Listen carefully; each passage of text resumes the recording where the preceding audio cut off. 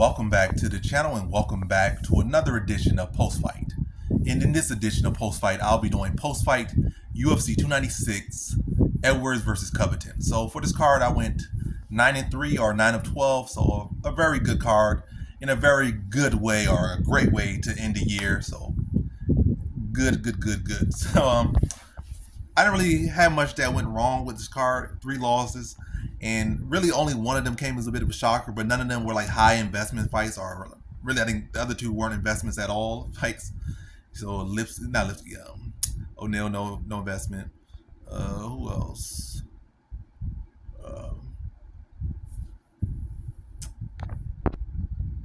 Jacoby, no investment. Only one was Mitchell. Mitchell on one parlay, and that one crashed. But other than that, like everything else was like just went through. And I didn't do no props this week. I just did parlays, all parlays. I don't think I did a money line. I did literally all parlays this to wrap the year up, or to wrap this card up, in which does wrap the year up. But let me just get to where I went wrong, or just look at a couple fights. So what was the first loss? First loss would have to be, I guess, Lipsky will O'Neal to Lipsky. And I knew that O'Neal had her. I just feel like she didn't have all the pieces. I feel like her takedown offense was better. I would be more confident. And I was right to be wary, and she ended up having to strike with Lipsky, and Lipsky was just clearly the better striker. So she was forced to fight in the round where Lipsky was best at, and just lacking that wrestling. So I guess this fight, it just showed kind of like a show or tell that O'Neal just not that next level fighter. And as far as Lipsky, to get not to drag this one too much, Lipsky showed like she's clearly better than O'Neal is. But as far her takedown offense is improving, that's good for her. But I think the moment she fights another solid wrestler again, or a fighter with solid wrestling, I think they're gonna take her down and make her look easy yet again on the ground. I think she's making improvements, but I still think she's still very exploitable if she goes in with a fighter who actually has solid offensive takedown, like solid wrestler, solid BJJ guy or girl, or solid BJJ practitioner who has solid takedown defense or takedown offense. I think they're gonna make her look bad again. But as long as she just can force striking matches, I think she can do well against literally everyone in this weight class. Will she be champion in pure striking? Probably will. Maybe. Very slight maybe. But I don't think anyone's going to give her that. And even that's tough. So he still got like Weili Zhang, some other solid strikers in his weight class. But good one for her. I ain't mad at it. Foreseeable, but ultimately I played the cards that I had, and that one just didn't go through. So, but I'm not mad at that one at all. Second one was Minifield versus Jacoby, and I picked Jacoby. Jacoby lost. I picked decision, so decision didn't go through. I didn't bet nothing on decision or at all. I didn't bet nothing on the fight at all. But hey, it was a decision. But Jacoby just came up short. I feel he looked good in the first round. He looked good in the second round. Matter of fact, he looked good in all the rounds. But he lost 2 of the 3, obviously. But because he got really all that gets ball down with this one is that Jacoby wasn't doing a good job of defending the hook. It was like the left hook or something. He got caught and dropped by in the second round, got dropped by in the third round. Third round, he was looking real good, and he got dropped. Second round, he was looking real good, then he got dropped. And that ultimately was enough to shift things. So I feel bad about it at all? No. I knew that Minifield was this athletic talent, but I just felt like he was going to play in Jacoby's realm too much, which he did. But he was able to get dropped. As far as just the technical striking, he clearly was losing. He was down on the points and down on the striking totals, but he was able to land that, that ultimate equalizer, which is the power. Like, you can be way more technical, you land all his shots, but you could drop them. You could end the fight or steal the round. That's what he was able to do in 2 or 3 rounds, and he was able to get his hand raised. So, do I feel bad at all about that one?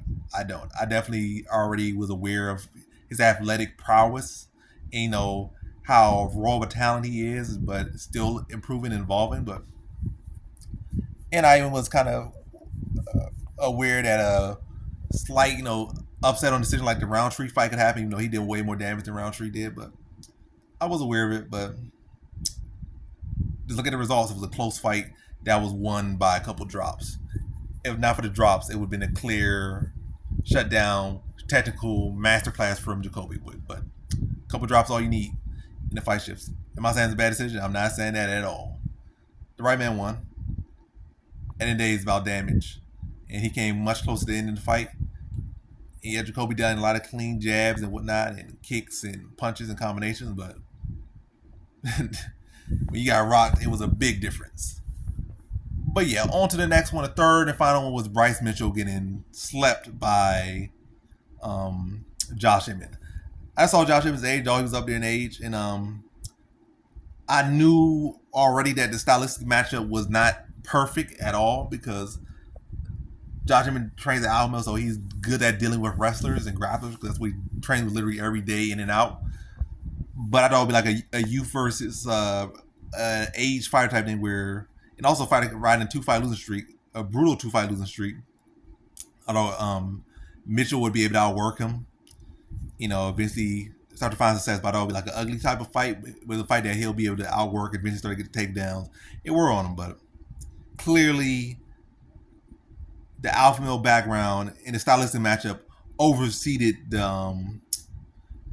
the age and the wear down and the brutal fights prior, because he was able to, I guess, address the wrestling and land that bomb on him.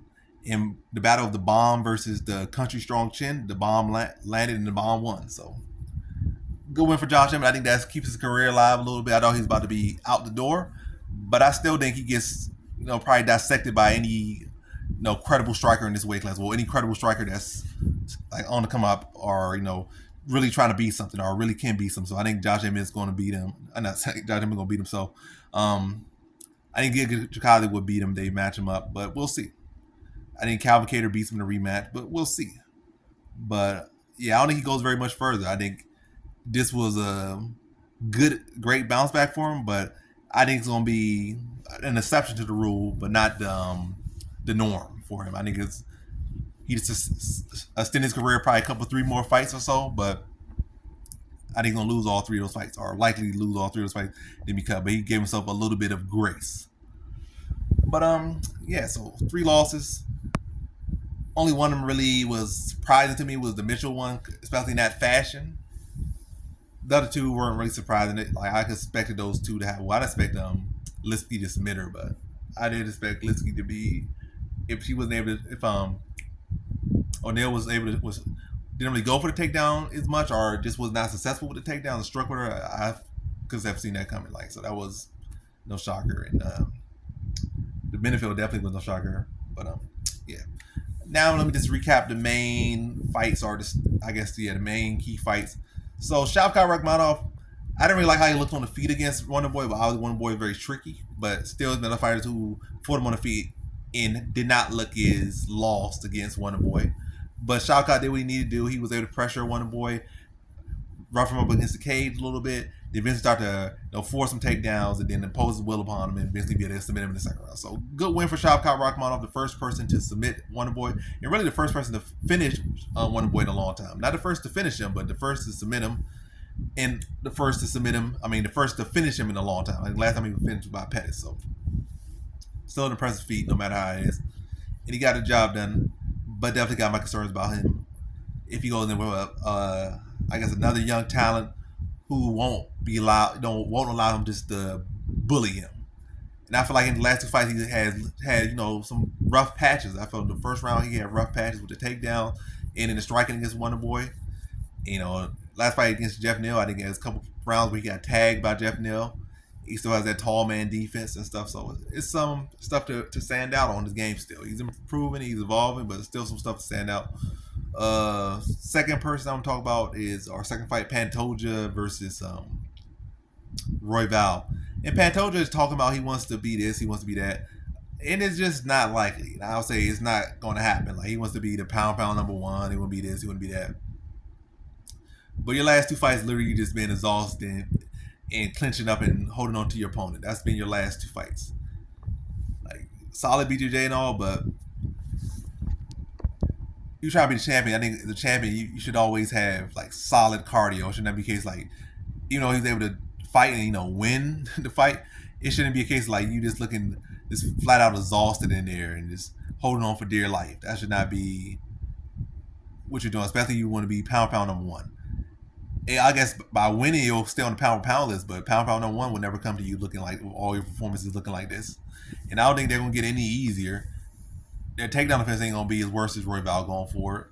And people are gonna pick up that this guy's literally get tired in the later rounds, and they're gonna look to capitalize on that. So it definitely be some guys with better takedown defense as well, better offensive wrestling, better BJJ. So not than him maybe, but probably better wrestling, not better BJJ. But we'll see. But I felt it was a good win. He did what he needed. I mean, any win's a good win, especially as a title win, but or title defense. But